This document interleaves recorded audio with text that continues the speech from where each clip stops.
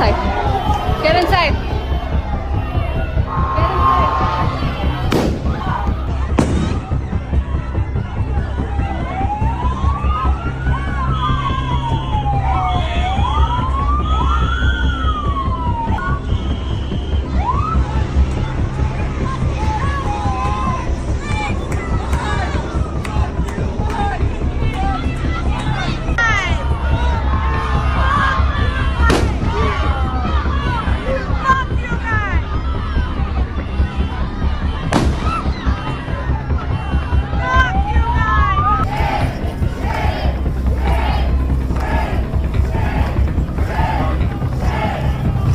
Hey guys, wow. It's 5:27 and you hear it, the slam of fists against the front door like thunder breaking bone. You jolt upright. Your daughter screams from her room. The baby monitor fizzes with static. Then comes the shout, "Federal agents, open up!" There's no time to dress, barely time to stand, before your world is no longer yours. They burst in, boots heavy on the tile, weapons drawn. And you're in your own living room, arms raised, heart ricocheting inside your ribs. You try to speak, try to say something about your green card, your papers, your name, but you don't get a chance, not really. Not when ICE believes they found someone illegal. You probably won't survive this, not in the way you were yesterday. So before you get comfortable, take a moment to like the video and subscribe, but only if you genuinely enjoy what I do here. Drop your city and current time in the comments, and let's go on the journey of today's story together. You're Martín López. You came to America legally 17 years ago, served in the U.S. Navy for 8 of them. You coach Little League. Your youngest, Lucia, is 6 and still learning to spell your name. And this morning, in front of your children and your wife, ICE agents push you to the ground and cuff your wrists. Wrong person, your wife says over and over. He's legal. He has his green card. But the agents keep going, muttering codes into radios, treating your home like a crime scene. The neighbors peek through blinds. Someone records. The kids scream as you're hauled out like a fugitive. The neighborhood won't forget this morning. Neither will your daughter, who now wets the bed when sirens pass. And neither will the social worker, who said it was the most intense trauma response she'd seen in a child under 10. From the outside, the house still looks the same. But inside, everything changed that day. Not because you did anything wrong, but because someone else did and had a badge to back it up. The thing about ICE is that they don't always knock, and they don't always check twice. You'd think an agency operating with access to multiple interlinked federal databases would have safeguards. But on April 9, 2024, the data didn't save you. It framed you. You were born in Mexico City, moved to the U.S. legally in 2007 after your wife, born in El Paso, petitioned for your permanent residency. You've renewed everything, paid taxes, even enrolled in the Selective Service before joining the Navy. And yet, somehow, your name, Martín Javier López, showed up on an ICE target list flagged as overstayed visa. Why? A typo. Or maybe a merged file in a system that, according to the Department of Homeland Security's own audits, misidentifies hundreds of legal residents every year. ICE didn't pause. They acted. Your lawyer would later uncover it all. A cross-match error between a man named Martín López from Arizona who had overstayed a tourist visa in 2015 and you. Similar names, different birthdays, different addresses, 1 digit off in the file ID. That's all it took. That and no procedural verification before the raid. No knock warrant, just confidence and command. In 2023, ICE internal records showed that over 400 individuals were mistakenly arrested in cases like yours, documented by Reuters in a footnote. Like it wasn't a life ruined, but a minor glitch. And get this, at the same time your name was being entered into their watch list, ICE issued a press release about successfully deporting a violent offender. Front page headline, photo of agents with weapons and vests. You didn't even get an apology. The story went viral on local Facebook pages. They got the wrong guy, people said. But that didn't undo the arrest. It didn't undo the trauma. And it sure didn't fix the broken data system that got you flagged in the first place. Paperwork is supposed to protect you, but in a panic-fueled bureaucracy, it's just paper, Easily lost, casually ignored, and never loud enough to shout over the sound of boots crashing through your door. Martín López. You always liked the way it sounded familiar, steady. On your Navy uniform, it carried a weight of honor. On your mortgage, it meant stability. On ICE's list, it meant danger. Born in 1985, you grew up in Mexico City surrounded by noise, books, and your father's old transistor radio playing rancheras late into the night. Your dream wasn't complicated. Move to the U.S., raise a family, serve with pride, and you did. You earned your permanent residency through your wife's citizenship. Your children, U.S. citizens by birth, knew nothing of borders or politics, just bedtime stories and pancakes. The day of your arrest, you were supposed to take your daughter to her school's Daddy Donut Day. She wore a yellow dress and had drawn a crayon sign, "Best Dad Ever," but you never made it. ICE agents cuffed you in front of her. She dropped the sign on the porch. In detention, you asked again and again for clarification. "I have my green card." The officer didn't meet your eye. That's not what the system says. You were booked under suspected unlawful presence, a charge that shouldn't have existed. No phone call, no explanation, just a windowless van and a processing center where stories like yours stack up like ghost files. You met others in the same boat, men with social security cards, expired documents ICE never updated, and even one U.S. citizen from Puerto Rico who'd been detained for 3 days because someone thought he looked foreign. His name was Miguel Torres, and he laughed bitterly when he said, "Guess that's what I get for being born on an island." Inside, it didn't matter who you were. What mattered was what the database said. And in that gray room with flickering lights, the truth meant less than a line of code typed wrong by someone who would never see your face. Outside, your family scrambled. Your wife, Anna, called every lawyer in Hamilton County. Your kids cried themselves to sleep. And your daughter kept asking, "Why did they take Daddy if Daddy didn't do anything bad?" There was no good answer. You're not alone, Martín. In fact, you're part of a growing number, names that aren't headlines, lives erased by technicalities. According to Track Immigration at Syracuse University, in 2024 alone, 21.4% of ICE arrests involved individuals with no immigration violations on record. No warrants, no criminal histories, just wrong names, wrong addresses, or files that hadn't been updated in years. That's not a rounding error. That's a systemic failure. These aren't wild conspiracy theories.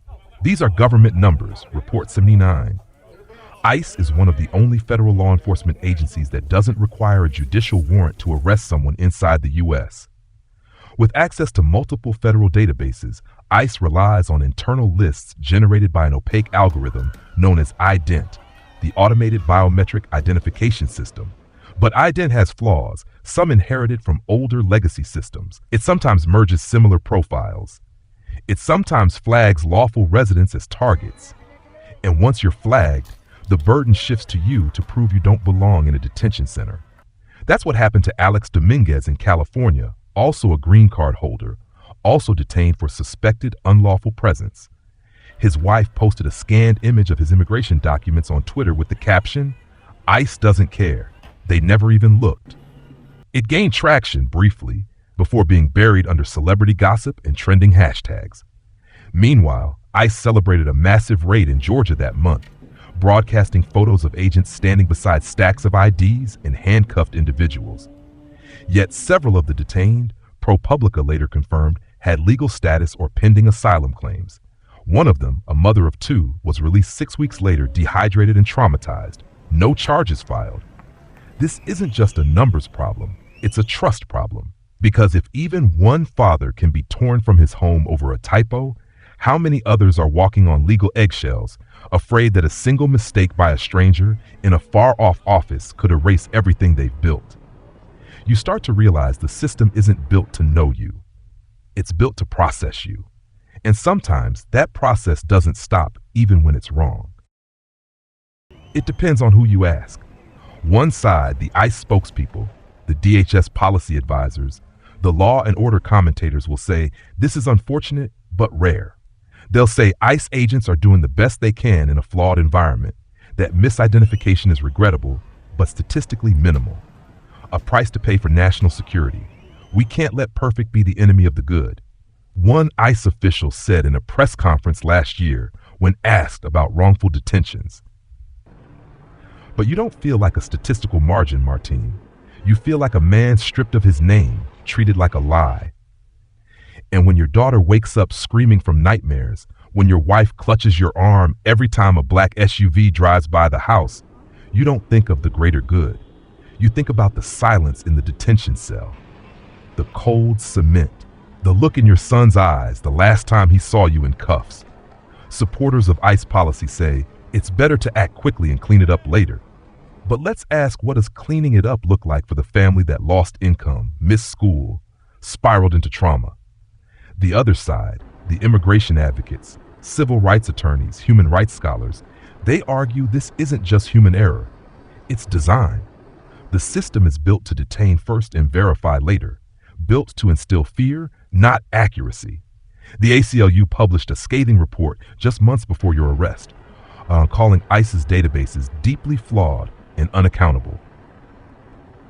But the debate's deeper than databases. It's philosophical. Are civil liberties optional when national identity is on the table? Do you sacrifice the rights of a few to protect the many? ICE operates under the logic of control. Better to act than to hesitate. But in doing so, it erases the very lives it claims to monitor. And that's where it gets uncomfortable, because the real debate isn't between right and wrong. It's between rights and power, between the value of a single person's truth and the momentum of a government agency that rarely admits it's wrong. And in that space, you, Martine, are the casualty of a country unsure of what justice even looks like anymore. Back home, everything looked the same on the surface. The kids' backpacks still hung by the door. The grocery list still fluttered on the fridge. But the energy in your house had shifted, Martine. It had cracked somewhere quiet and deep. You'd been released after 36 hours in custody, thanks to a lawyer who rushed a motion through federal court, but the damage had already happened. Lucia, your youngest, refused to go back to school for days. "What if they take me too?" she asked. Diego, your 10-year-old, stopped speaking entirely for almost a week. He stared at the TV, drawing pictures of monsters wearing badges. When a school counselor finally got through to him, he whispered, "They made Daddy disappear. Anna, your wife, missed 3 shifts at the hospital. She lost the job. HR said they couldn't accommodate family emergencies without documentation. She was the main income earner. You were on medical leave for your knee still healing from your Navy service." Rent became an issue. And pride? Pride went first. You tried to file a complaint, called ICE's public hotline, left voicemails, sent faxes. No one responded for 3 weeks. Then came a letter unsigned. "Your case has been reviewed. No further action necessary." That was it, like it never happened. The trauma didn't stop at your door. A family 2 blocks down Columbian, also legal residents, began parking their car in the garage and keeping the curtains closed. Another family removed their last name from the mailbox. The ripple effect was chilling. Neighborhoods retreating into silence. Legal immigrants suddenly unsure what legal even means. Even the church you attend held a special prayer service without using ICE's name.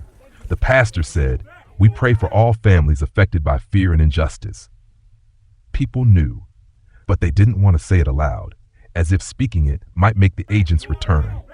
Meanwhile, ICE's social media account tweeted photos of a recent raid in Florida, captioned, "Another successful operation, Shash securing America."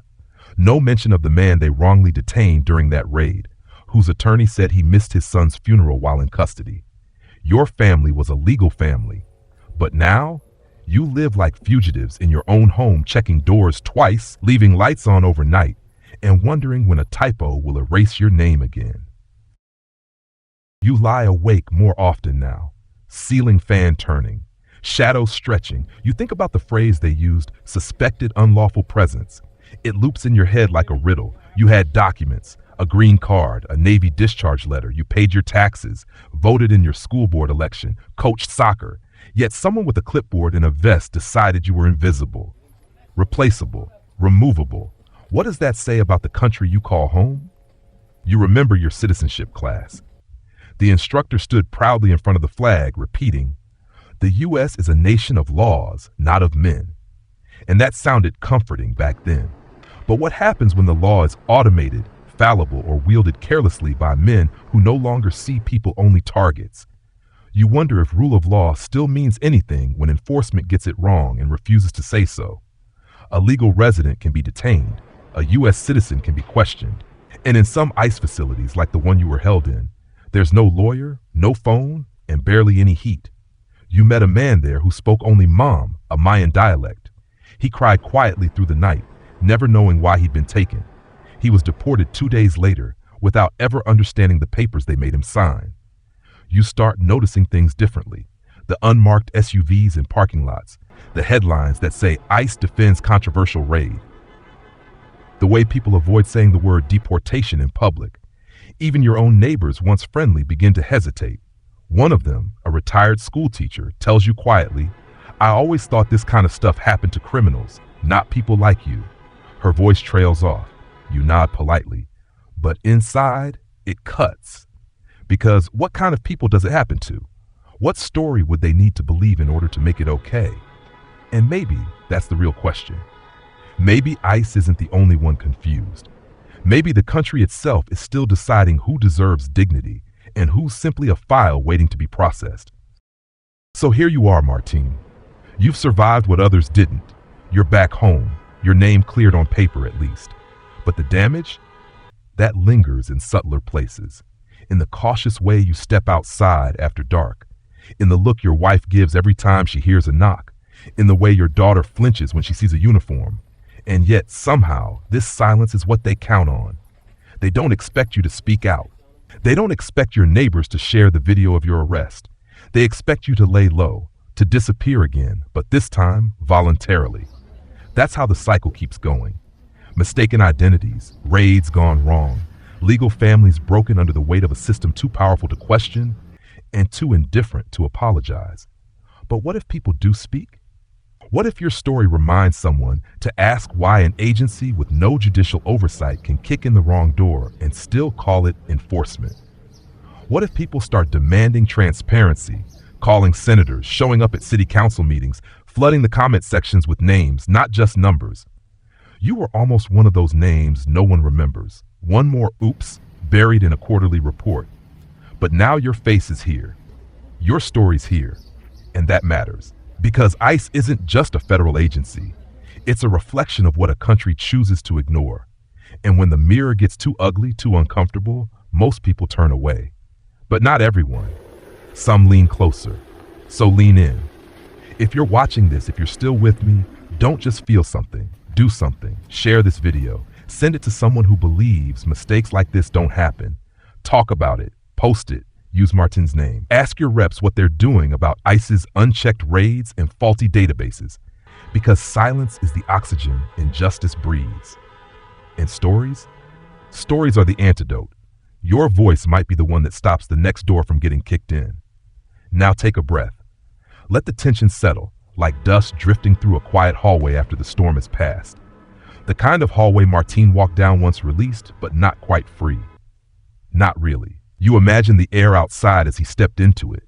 It probably felt thinner, more fragile, like it could collapse under the weight of what had happened.